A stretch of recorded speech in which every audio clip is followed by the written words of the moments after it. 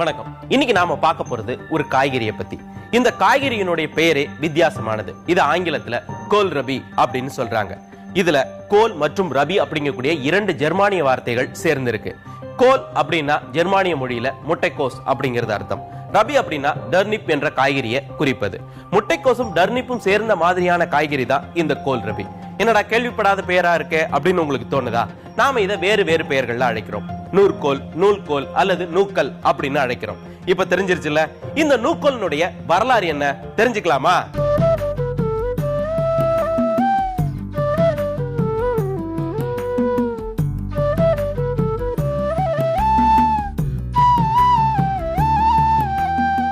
English vegetables அப்படின்னு சொல்லக்கூடிய carrot, beetroot, முட்டைக்கோசு, cauliflower இந்த வரிசையில தான் நூல்கோலும் வருது. இந்த நூல்கோல் முட்டைக்கோஸ் காலிஃப்ளவர் தாவர குடும்பத்தை சேர்ந்தது. பிராசிகா அப்படிங்கக்கூடிய தாவர பேரினத்தையும் பிராசிகேசியே அப்படிங்கக்கூடிய தாவர குடும்பத்தையும் சேர்ந்தது. இது முட்டைக்கோஸ் குடும்பமாக இருந்தாலும் பார்ப்பதற்கு துர்னிப் போல இருப்பதனால இதற்கு ஜெர்மன் துர்னிப் கேபேஜ் அப்படிங்கக்கூடிய சிறப்பு பெயர்களும் உண்டு. துர்னிப்பானது மண்ணுக்கு அடியில விளையக்கூடியது. இந்த நூல்கோலானது தண்டு பகுதியில விளையக்கூடியது.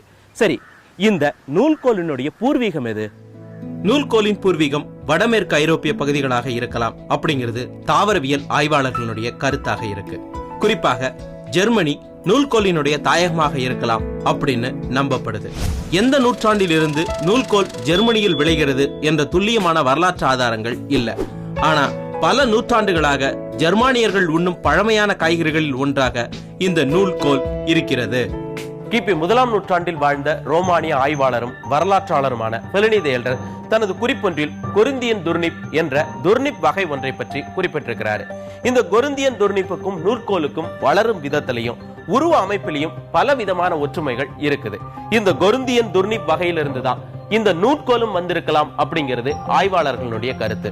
அப்பீசியஸ் என்ற ரோமானிய அறிஞர் கிபி 4ஆம் 5ஆம் நூற்றாண்டுகள்ல சமையல் புத்தகம் ஒன்றை தொகுத்து கொடுத்திருக்கிறார். இந்த புத்தகத்துல நூல்கோல் வைத்து செய்யப்படும் பதார்த்தங்கள் பற்றிய குறிப்புகள் காணப்படுது. இதிலிருந்து கிபி 1ஆம் நூற்றாண்டுக்கும் கிபி 4ஆம் நூற்றாண்டுக்கும் இடைப்பட்ட காலத்துலதான் இந்த நூல்கோல் ஆனது உருவாயிருக்கலாம் அப்படிங்கிறது ஆய்வாளர்களின் கருத்து. என்னோட இருக்கிறது திருமதி ஸ்ரீபிரியா முரளிதர். என்னம்மா பண்ண போறீங்க? நூல்கோல் சட்னி. நூல்கோல்ல சட்னி பண்ண போறீங்க இல்லையா? இதுக்கு என்னெல்லாம் பொருட்கள் தேவை? நூல்கோல், உளுத்தம்பருப்பு, புளி, சீரகம், கடுகு, காஞ்ச மிளகாய், கருவேப்பிலை, எண்ணெய், தேங்காய்பால், உப்பு. இப்ப எங்களுக்காக நீங்க அந்த நூல்கோல் சட்னியை செஞ்சு காமிக்கிறீங்களா? சரி.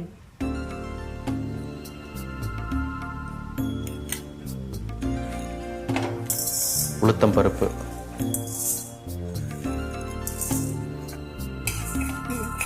இது ஒரு 2-3 ஸ்பூன் போட்டுக்கலாம் இல்லையா? போட்டுக்கலாம்.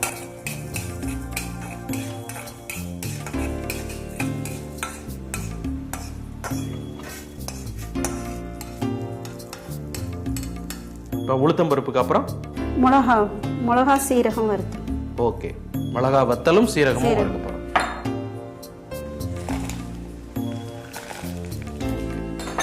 இது ஒரு 7-8 மிளகா வத்தல் நம்ம காரத்துக்கு ஏத்த மாதிரி. கொஞ்சமா ஜீரகம், அது செவக்க வறுக்கும். ஓகே.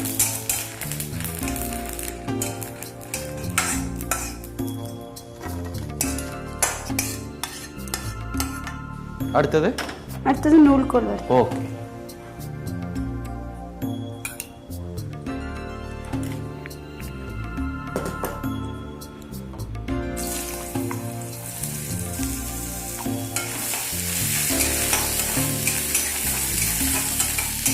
இப்ப நல்லா வதங்கிடுச்சு. ஓகே, இப்போ எடுத்துடலாமா? எடுத்துரு.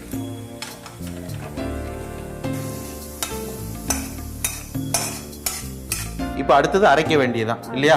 அரைச்சிடலாமா? முதல்ல இது ஒரு தடவை அடிச்சுக்கணும். ஓகே, முதல்ல உளுத்தம்பருப்பு, ஜீரகம், மிளகா வத்தல ஒரு ட்ரிப்பு அரைச்சுக்க போறீங்க. சரி,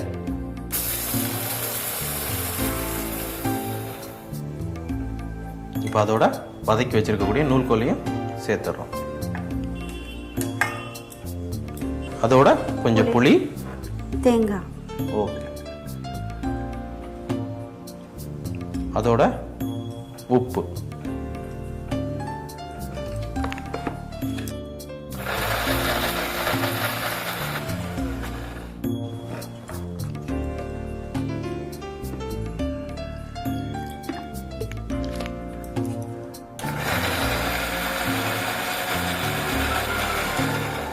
இப்போ நம்மளுக்கு நூல்கோல் சட்னியை அரைச்சி எடுத்துட்டோம். அடுத்து என்ன பண்ண போறீங்க? கடுகு கருவேப்பிலை தாளிக்கும்.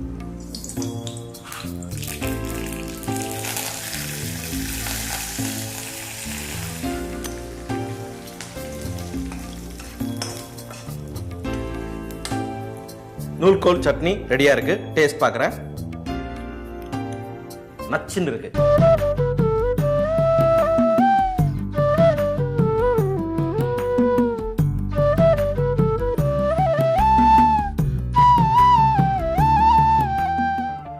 பல நூற்றாண்டுகளாக ஜெர்மனியில் விளையக்கூடிய ஜெர்மானியர்கள் உண்ணக்கூடிய காய்கறியாக நூல்கோல் இருந்தாலும் இது எப்ப ஐரோப்பா முழுவதும் பரவியது?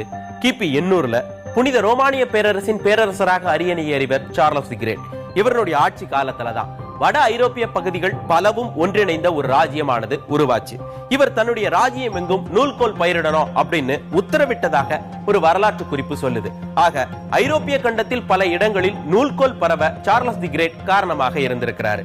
சரி, இந்த நூல்கோல் உலக உணவு கலாச்சாரத்துல எப்போது முக்கியமான காய்கறியாக மாறியது? 16ஆம் நூற்றாண்டிற்கு பிறகுதான் ஐரோப்பிய கண்டத்தில் குறிப்பாக இத்தாலி, ஸ்பெயின், இங்கிலாந்து நாடுகளின் உணவு கலாச்சாரத்தில் நூல்கோல் முக்கியமான காய்கறியாக உண்ணப்பட்டதாக சான்றுகள் சொல்கின்றன.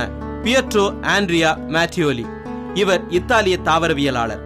கிபி 1554 தன் ஆய்வு குறிப்பொன்றில் நூல்கோலை பற்றி குறிப்பிட்டுள்ளார். 18ஆம் நூற்றாண்டு வரை அமெரிக்க கண்டத்தில் நூல்கோல் இருந்ததற்கான ஆதாரங்கள் இல்லை. ஐரோப்பியர்கள் மூலமாகத்தான் 18ஆம் நூற்றாண்டுக்கு பிறகு நூல்கோல் அமெரிக்க உணவு கலாச்சாரத்தில் இடம் பிடித்திருக்கிறது. அதே போல காலனி ஆதிக்க காலத்தில்தான் ஆசிய கண்டத்திலும் இந்தியாவிலும் ஐரோப்பியர்கள் மூலமாக இந்த நூல்கோல் பரவியுள்ளது. 18ஆம் நூற்றாண்டினுடைய பிற்பகுதியில தான் முட்டைக்கோசானது போர்த்துகீசியர்கள் மூலமாக இந்தியாவுக்கு கொண்டு வரப்பட்டது. 19ஆம் நூற்றாண்டுல இந்தியாவினுடைய மலைப்பகுதிகளில் பிரிட்டிஷார் தங்களுக்கு தேவையான ஆங்கில காய்கறிகள் அப்படின்னு சொல்லக்கூடிய கேரட், பீட்ரூட், முட்டைக்கோஸ், காலிஃப்ளவர் இதை எல்லாத்தையுமே பயிர் செய்ய தொடங்கினாங்க. அந்த காலகட்டத்தில் தான் இந்த நூல்கோலும் இந்தியாவுக்குள்ள அடியெடுத்து வச்சது. இது பெரும்பாலும் ஊடு பயிராகத்தான் பயிர் செய்யப்படுது. என்னோட இருக்கிறது திருமதி விஜயலட்சுமி அவர்கள். என்னமா பண்ண போறீங்க? நூல்கோல் பச்சை பயிறு கறி. இப்ப நூல்கோலும் பச்சை பயிரும் மட்டும் தான் சேர்க்க போறீங்களா, வேற ஏதாவது காய் சேர்க்க போறீங்களா? இல்ல, அதோட உருளைக்கிழங்கும் வெங்காயமும் சேர்க்க போறோம். ஓகே, உருளைக்கிழங்கு, வெங்காயம். இது தவிர வேற என்னெல்லாம் நம்மளுக்கு பொருட்கள் தேவைப்படும் இதுக்கு? இதுக்கு சீரகம், மஞ்சப்பொடி, மிளகாய் பொடி, உப்பு, சிறிது எண்ணெய், கொஞ்சமா தாளிக்கிறதுக்காக எண்ணெய், அவ்வளவுதான். இப்ப எங்களுக்காக நீங்க இந்த நூல்கோல் பச்சை பயிறு கறி செஞ்சு காமிச்சிடுறீங்களா?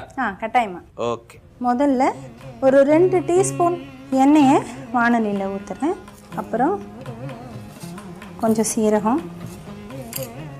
இது இந்த பொரிஞ்ச சத்தம் கேட்ட உடனேவே நம்ம வெங்காயம்.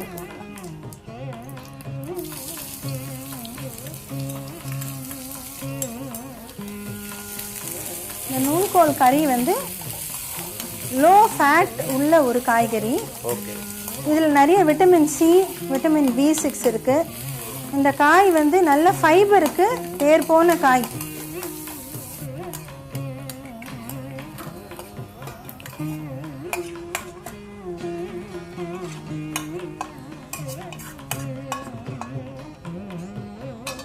இப்ப வெங்காயத்தை வதக்கி வச்சிட்டோம் இல்லையா? அடுத்தது இப்போ திரும்ப கொஞ்சம் எண்ணெய் சேர்த்துக்க போறோமா? ஆமா, ஒரு டிராப் எண்ணெய் தான். ஏன்னா வெங்காயத்துல நம்மளுக்கு வேண்டிய எண்ணெய் இருக்கு. ஓகே. எண்ணெயை போட்டுட்டு அப்புறம் முதல்ல வெட்டி வச்ச சின்னதா வெட்டி வச்ச நூல்கோல். சின்னதா வெட்டும் போது சீக்கிரமா குக் ஆயிடும். நூல்கோல், அதுக்கப்புறம் உருளைக்கிழங்கு. இப்போ எவ்வளவு நூல்கோலுக்கு எவ்வளவு உருளைக்கிழங்கு அப்படின்னு ஏதாவது கணக்கு இருக்கா? ஆமா, உருளைக்கிழங்கு குவான்டிட்டி வந்து கம்மியாக தான். இப்போ நம்ம ஒரு நூல்கோல் போடுறோம் அப்படின்னா ஒரு பாதி உருளைக்கிழங்கோ இல்லை அதை விட கம்மியாகவோ கூட போட்டுக்கலாம். ஓகே. அதனால அந்த டேஸ்ட் என்ஹான்ஸ் இருக்கு. குழந்தைகள் சாப்பிடும்போது நல்லா இருக்கும். உருளைக்கிழங்கு உப்பு காரத்தை நல்லா அப்சர்வ் பண்ணும். ஓகே. அதனால இப்போ வந்து தண்ணி ஆட் பண்ணுறேன். ஒரு கப்பு தண்ணி சேர்த்துக்கலாம்.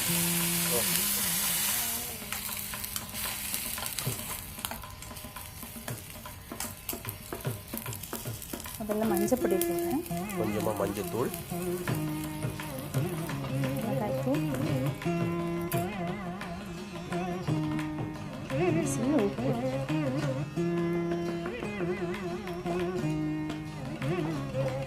இப்போ இது எல்லாம் எவ்வளவு நேரம் வேகணும்? ஒரு 6 to 7 மினிட்ஸ் கழிச்சு நம்ம வெந்திருக்கான்னு செக் பண்ணிக்கலாம். ஓகே. நூக்கல்ல வெள்ளை நூக்கல், பர்பிள் நூக்கல் அப்படின்னு 2 வகை இருக்கு. வெள்ளை நூக்கல் அப்படின்னு சொல்றது வெளிர் பச்சை நிறத்தில் இருக்கக்கூடிய நூக்கல் தான். நூக்கல் கடினமான காய் அப்படிங்கிறதுனால நல்ல வேக வச்சு தான் சாப்பிடணும். சமையலுக்கும் சுவைக்கும் இளம் நூக்கல் தான் நல்லா இருக்கும். இந்த நூக்கல் இலையையும் உணவாக பயன்படுத்துறாங்க. மேற்கத்திய நாடுகளில் சாலட் தயாரிப்புகள்லையும் உணவுகளை அலங்காரப்படுத்துவதற்கும் இந்த இலையானது பயன்படுத்தப்படுது. நம்மளுக்கு ஒரு 6 நிமிஷத்துக்கு மேல ஆயிருச்சு. எப்படி வெந்திருக்குன்னு பார்க்கலாமா? இப்போ நல்லாவே வெந்துருச்சுன்னு தெரியுது. இன்னும் ஒரு 2 minutes குக் ஆனால் பர்ஃபெக்ட் ஆகிடும். ஓகே. வெங்காயத்தை இதோட சேர்த்துக்கணும். ரைட்.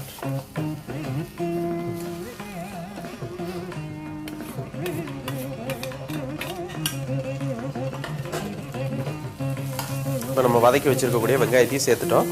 நூல்கோல் உருளைக்கிழங்கு கறி இப்போ ரெடி. ஓகே. பாடு பண்ணி நிறுத்திடலாம். நூல்கோல் பச்சைப்பயிறு கறி டேஸ்ட் பார்க்குறேன். கலக்கலா இருக்கு. தமிழகத்தின் மலைப்பிரதேசங்கள்லையும் மலைப்பிரதேசங்களை ஒட்டி இருக்கும் பகுதிகளிலையும் இந்த நூல்கோல் பரவலாக பயிரிடப்படுது. மிதமான குளிரும் மிதமான வெப்பமும் இருக்கும் பகுதிகள் தான் நூல்கோல் பயிரிட ஏற்றது. நூல்கோல் பனிக்காலத்துல நன்றாக விளையக்கூடிய தாவரம். இந்த நூல்கோலை ஊடு பயிராகவும் தனிப்பயிராகவும் சாகுபடி செய்யலாம். நாற்று நடவு, நேரடி விதைப்பு என 2 முறைகள்லையும் இதை நடவு செய்யறாங்க. நடவு செய்ததிலிருந்து 25 நாட்களுக்கு பிறகு காய் பிடிக்க தொடங்கும். 45 நாட்களுக்கு மேல கிழங்குகள் பெருக்க ஆரம்பிக்கும். 60 நாட்களுக்குள்ள கிழங்குகள் அறுவடைக்கு தயாராகிடும். செடிகளை வேரோடு பறிச்சு வேர்களை முறுக்கி கிழங்குகளை எடுக்கணும். நன்றாக விளைந்த ஒரு நூல்கோல் 1/4 கிலோ அளவுக்கு இருக்கும். இந்திய உணவு கலாச்சாரத்துல நூல்கோல் உபயோகம் அதிகமாகவே காணப்படுது. குறிப்பாக தென்னிந்தியா விட வட இந்திய சமையல்ல நூல்கோல் அதிக அளவுல பயன்படுத்தப்படுது. இதை கொண்டு செய்யப்படக்கூடிய சப்ஜி, குருமா அங்கு முக்கியமான உணவு பதார்த்தங்கள். வெஜிடபிள் பிரியாணி செய்யும் போதும் அதுல நூல்கோல் சேர்க்கக்கூடிய வழக்கம் இருக்குது. வட இந்தியாவில நூல்கோலை குந்த் கோபி, நாவல் கோல், காந்த் கோபி போன்ற வேறு வேறு பெயர்கள்ல அழைக்கிறாங்க. தென்னிந்திய சமையல்ல நூல்கோலை கொண்டு கூட்டு, பொரியல், துவையல், சாம்பார் போன்றவையும் சமைக்கப்படுது. சில பகுதிகளில் நூல்கோலை வைத்து வடையும் செய்யறாங்க. நம்ம செய்ய போறது நூக்கல் பாலக்கீரை கூட்டு. செய்ய தேவையான பொருட்கள்: கறிவேப்பிலை, சீரகம், பெரிய வெங்காயம், வடமிளகாய், நூக்கல், பாலக்கீரை, பூண்டு, இஞ்சி பூண்டு பேஸ்ட், உப்பு, தக்காளி, எண்ணெய். இப்போ நம்ம நூக்கலை வேக வச்சுக்கிறோம்.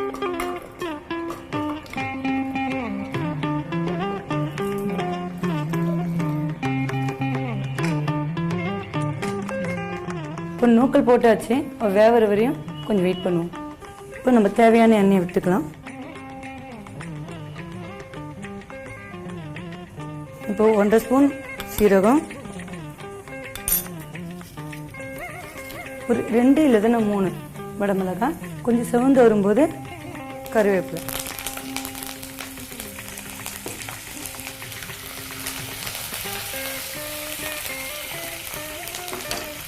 ஒரு கப் வெங்காயம். ஸோ இதை நம்ம பொன்னிறமாக வதக்கணும். உப்பு 1/2 ஸ்பூன் போடுறேன். உங்களுக்கு வெங்காயம் வந்து சீக்கிரமாக வதங்கிடும். இப்போ இது கொஞ்சம் நல்லா வதங்கினோடனே கொஞ்சம் மஞ்சள்தூள்,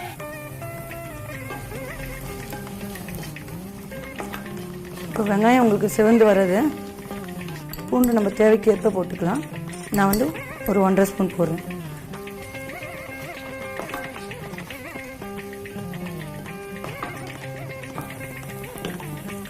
இப்போ நம்ம அரைச்சி வச்சிருக்க சோம்பு, இஞ்சி, பச்சை மிளகாய் அந்த பேஸ்ட் நம்ம சேர்க்கிறோம்.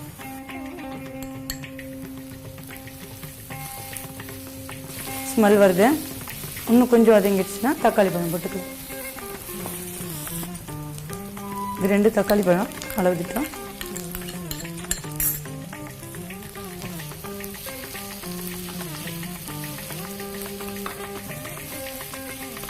இப்போ தக்காளி நல்லா வதங்கிடுச்சு. நம்ம இப்போ பாலக்கீரையை போட்டுக்கலாம்.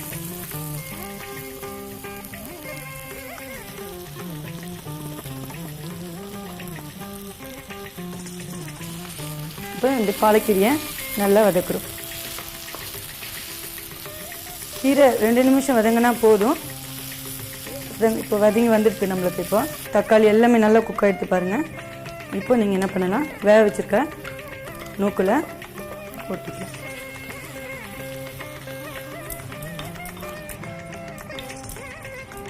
இப்போ நம்ம அரை ஸ்பூன் உப்பு தான் போட்டோம் இல்லைங்களா, திரும்ப நம்ம ஒரு அரை ஸ்பூன் உப்பு ஆட் பண்ணிக்கலாம். ஏன்னா நம்ம நூக்குள்ள உப்பு போடாமல் வேக வச்சுருக்கோம். நூக்குலையும் உப்பும் சேர்த்தாச்சு. ஒரு 3 நிமிஷம் வேக விடலாம். நூல்கோல்ல வைட்டமின் சி, இ போன்றவையும், போலிக் அமிலம், கால்சியம் சத்து, புரதச்சத்து அதிக அளவுல காணப்படுது. இது ரத்தத்துல ஹீமோகுளோபினுடைய அளவை பெருக்குது, ரத்த சோகையையும் போக்குது. இதுல இருக்கக்கூடிய சுண்ணாம்பு சத்து எலும்புகளுக்கு வலு கொடுக்குது. இது ஜீரண சக்தியை அதிகரிப்பதோடு குடல் நாளங்களையும் உறுதிப்படுத்துது, நரம்பு தளர்ச்சியையும் போக்குது. இப்போ நம்மளுக்கு 3 நிமிஷம் ஆயிடுச்சு, வெந்து முடிஞ்சிருச்சு. நம்ம இப்போ கேஸை ஆஃப் பண்ணிக்கலாம். சர்க்கரை நோயாளிகள் நூல்கோலை சிறு சிறு துண்டுகளாக நறுக்கி அதோட ஆவாரம்பூ சிறிது சேர்த்து மிக்சியில அரைச்சு கொஞ்சம் நீர் சேர்த்து காலையில வெறும் வயிற்றுல சாப்பிட்டா 24 மணி நேரத்துல ரத்தத்துல அதிகரிச்ச சர்க்கரையினுடைய அளவு குறைஞ்சிரும் அப்படின்னு சொல்றாங்க. டயட்ல இருக்கிறவங்க உண்பதற்கு ஏற்ற காய்கறிகள்ல இந்த நூல்கோலும் ஒன்று. இது உடல் எடையை குறைக்க உதவும். அப்புறம் என்னங்க, நூல்கோலை நிறைய சாப்பிடுங்க. மீண்டும் மற்றொரு கொஞ்சம் சோறு கொஞ்சம் வரலாறு நிகழ்ச்சியில வேறொரு உணவின் வரலாறை பார்க்கலாம், பேசலாம், சுவைக்கலாம். மீண்டும் சந்திப்போம். பாய்.